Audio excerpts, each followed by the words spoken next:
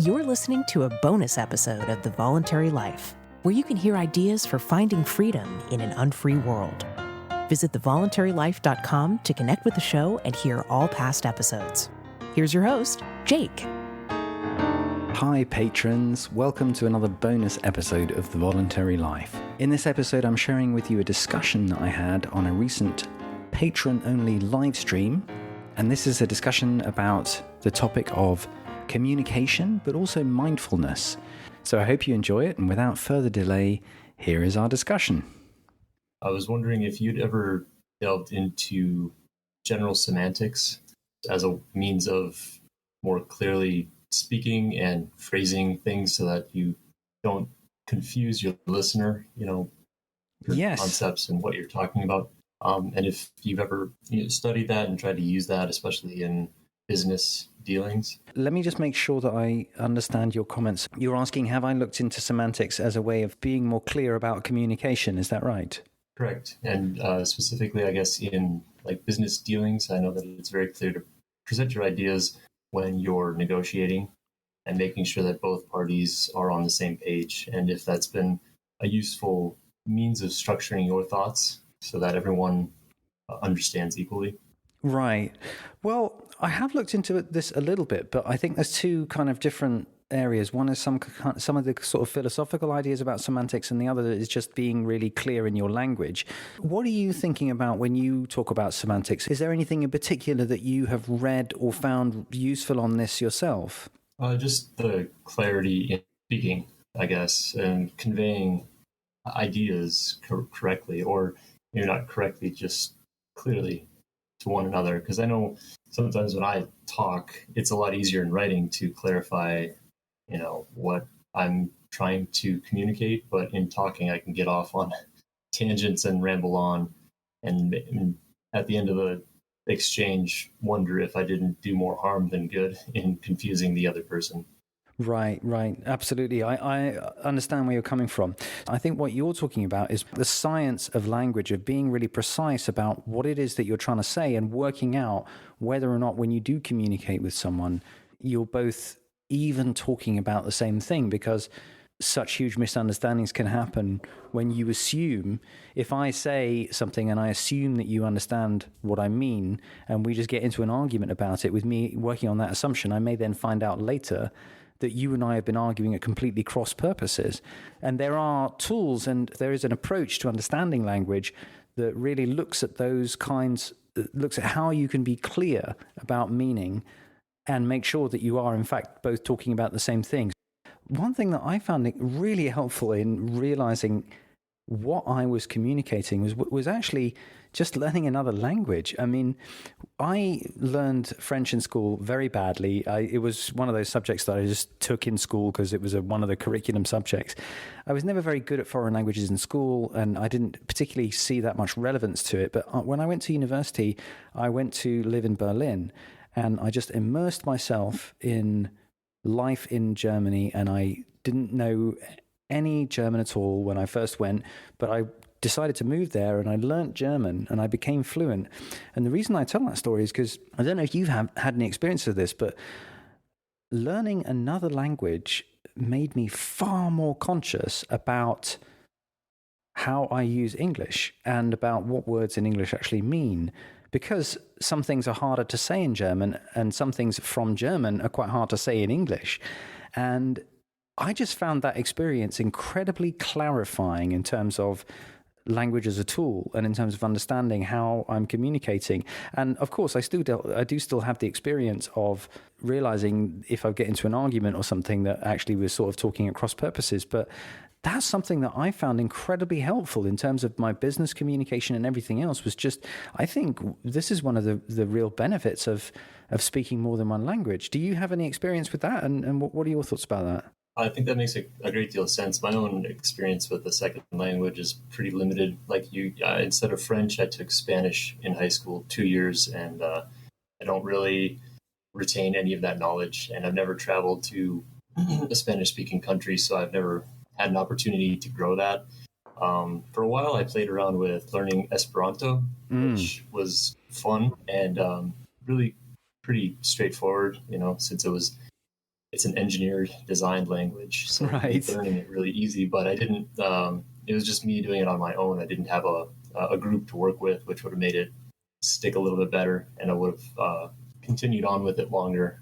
So I kind of dropped off as I was doing this in college, and after the school year started back up, I just kind of fell out of doing that. But I completely understand where you're coming from with looking at having to think in another language makes you take a closer look at your own language. You say it one way in German, but you might say it structure that same sentence very differently in English, and kind of opens you up to looking at what you're saying from different angles.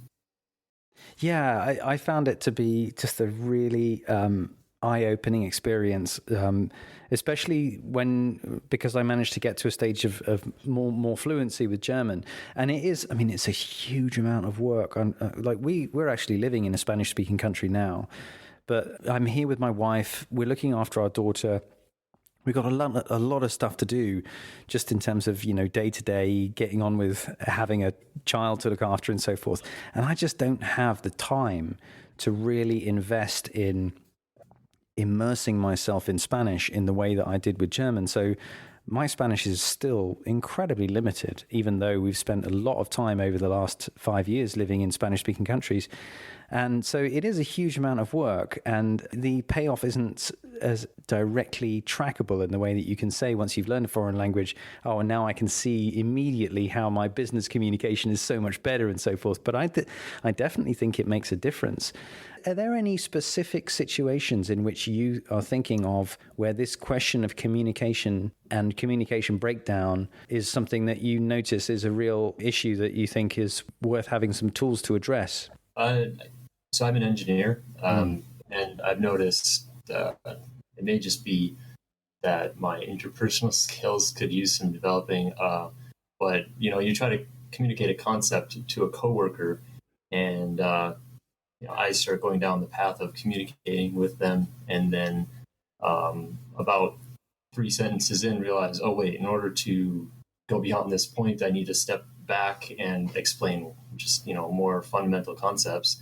And it kind of takes instead of a direct story, there's no direct storyline. It's kind of a meandering path with some loop backs, and it worries me that I don't come off sounding like I know what I'm talking about, and B, at the end of the conversation, maybe they are just confused, and they didn't get anything useful out of having that discussion. Right. So just clarity in communicating is really that'd be the number one thing that I would get out of it in a business sense. But of course, that would lend itself well to pretty much all aspects of life. We're always communicating with others. The more clearly you can do that, the easier it will be to talk about what you want to be talking about. Right. Okay. Yes, I absolutely see where you're coming from. And I had a similar experience to you when I started employing people, when I started to realize that people were not, this sounds ridiculous to say, but it was kind of a shock to me to realize that people were simply not thinking in the same way as me or motivated by the same things as me. And consequently, stuff that I thought would just be blindingly obvious and would be something that everybody would want did not appeal to some of the people that work for me. And other things that personally I would find quite boring really did appeal to people who work for me. And that kind of communication thing, to me, that is also to do with just like dealing with other people in business and dealing with different personalities and stuff.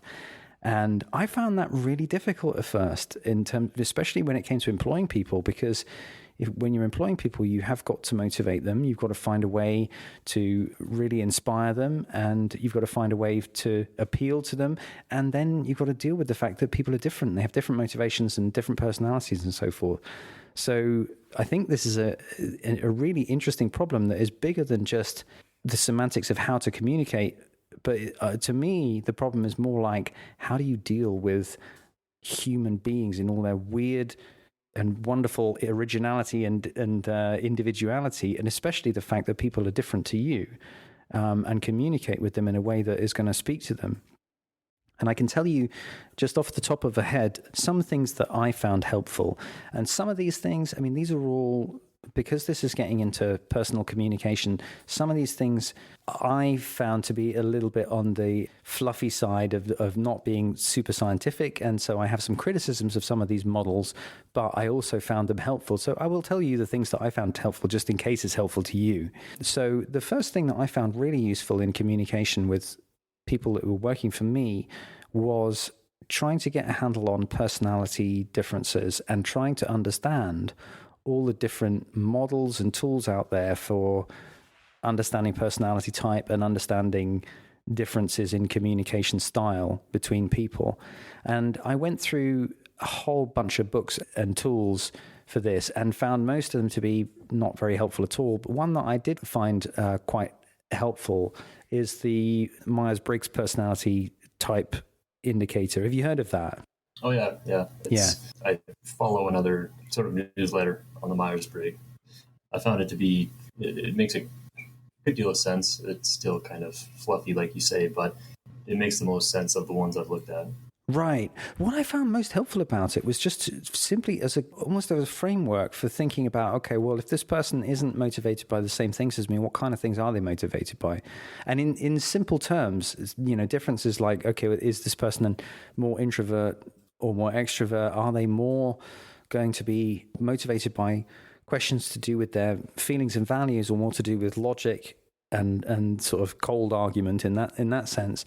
And I just found it quite helpful to really think for myself about the people I was working with and try and get a picture in my own mind of what I thought was driving them. And Myers-Briggs was quite helpful just as a framework to start thinking about those differences in communication. That was one that I found helpful, because in that way you can really think about, okay, well, if I want to talk to this person, what do I need to connect with them on that is really going to be meaningful for them? And for me, it was, for example, understanding that if I did have people working for me who weren't extroverted, then there are lots of things to do with a startup that are much more extroverted tasks that are not really going to appeal to them. The more outward-facing, sales-oriented, customer-facing tasks and other things that would appeal to them, for example.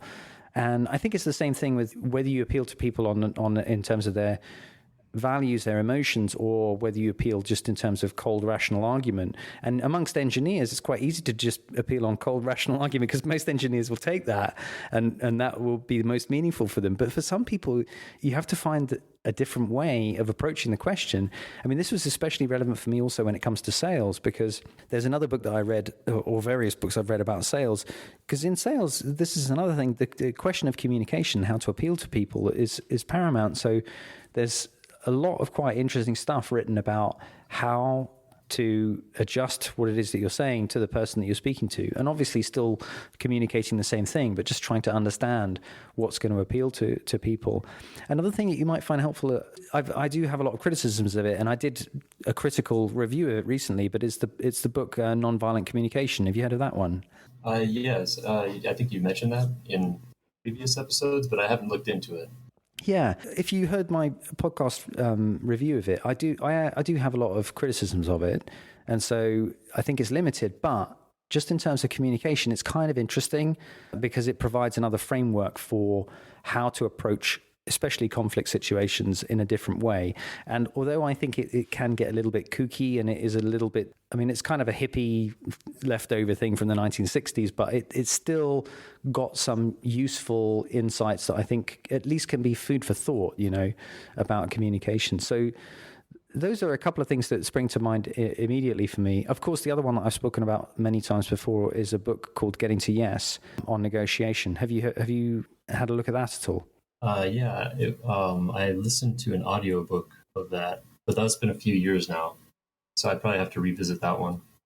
I find that incredibly helpful, and it's something that framework, especially if you have a negotiation where you're both sort of talking across purposes, it can be really, I just find it really helpful to try and get to an understanding of what the other person's interests are. And in terms of your original question about communication and people sort of speaking past each other and how to be more precise with language in a way that isn't going to lead to misunderstanding, I think that framework for negotiation forces you to be careful and think about what it is that you're communicating and try and see behind the words as well to what the person themselves is doing. So I found that helpful. These are all just bits and bobs that I found helpful. But as I said in the beginning, I really, it's funny. I really think that just in terms of clarity of language, I think learning another language is the best way to really be clear in your own mind about what you're saying, because it forces you to understand your own language. I mean, I didn't really know that much English grammar until I learned German. And now I know it more consciously, mainly because I had to learn grammar in order to understand German, if you see what I mean. So it's a good way of throwing light on your own language, learning another language, but it is a huge investment. So definitely. So those are just some random thoughts. I don't know if any of those will themselves be real breakthroughs, but I found some of those tools to be quite helpful for myself. So yeah, I hope you find some value in checking them out. Yeah, I definitely will. And thanks for the discourse on the topic. It's pretty interesting. It's always good to hear someone who's had more experience, discovering these things out on their own and applying them to their own life. So I really appreciate it, Jake. Cool. Yeah, no, I found it fun talking about too. I will leave you with one last thought, which is that I know for myself, when I get into a situation where communication is a problem, where we're talking at cross purposes and where I'm in an argument, it's usually because I'm angry or the person I'm talking to is angry. It's usually not really a technical problem with the language. It's usually that we're just having an argument and we're just basically getting upset. What I'm trying to say is it's not so much a technical problem of clarity of language. It's more a problem for me of self-management and of being conscious of my emotions and of being conscious when I am angry. Because if I think I'm just having a discussion and I'm not really clear with myself that I'm angry, then there's a lot more driving the words that I'm using than just pure logic. And for me, maybe one of the clearest things that I find for myself in terms of being clear with my language and communication is just being aware of when I'm experiencing emotions, and especially if I'm experiencing so-called negative emotions, if I'm angry, if I'm upset, if I'm sad or whatever it is, because that is when I stop listening and that's when I stop really being conscious of the word choices that I am making. And so in some ways that's, my worst communication is probably happens when I'm not aware of what my emotional state is. Because if I'm aware that I'm angry, then I can communicate quite clearly. I can just be angry.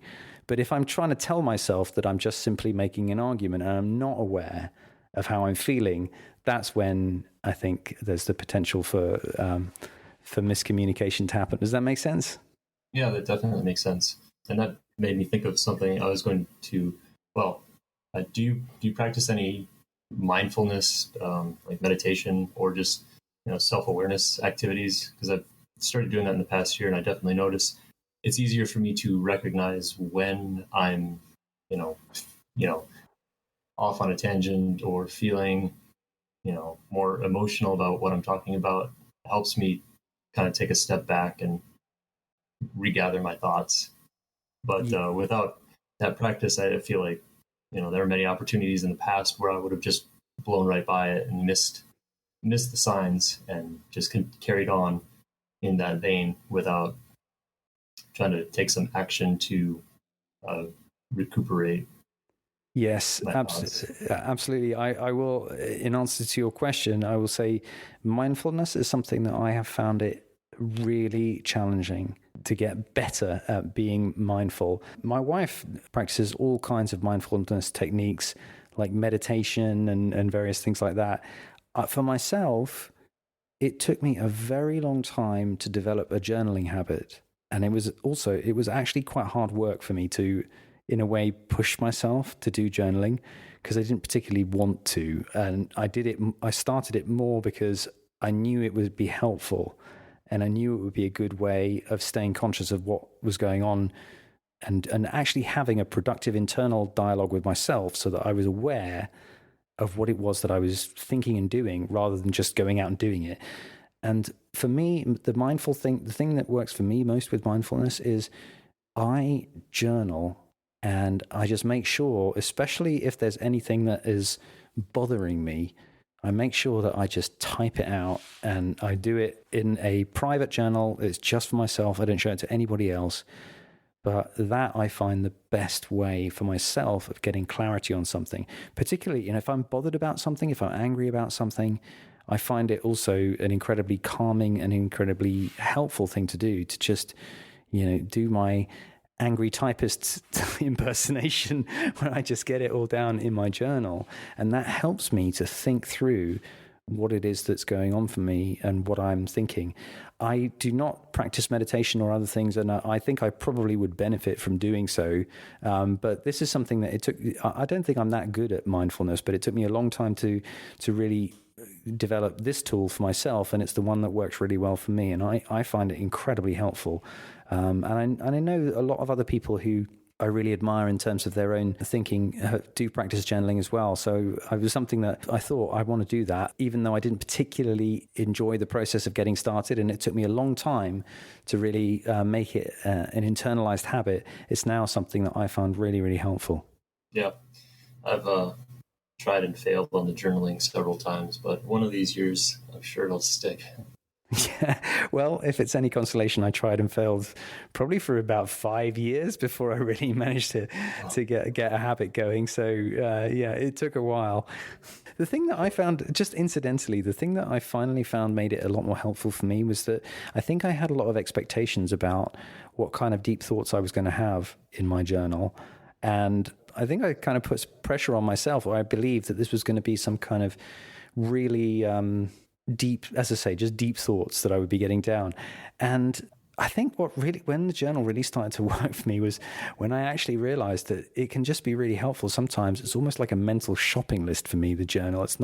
It's really not that deep at all. Sometimes I'm doing just what David Allen calls the core dump, where you just get everything out of your head.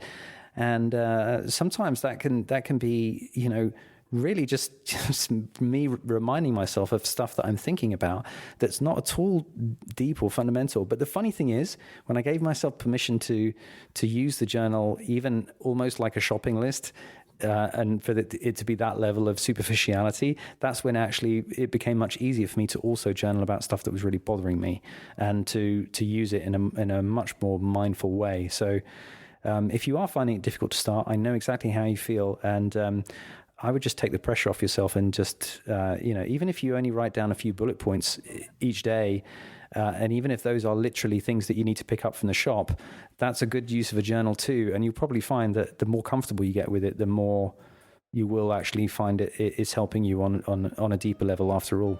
Yeah, that makes a lot of sense. Just using it as a means of breaking yourself into the habit.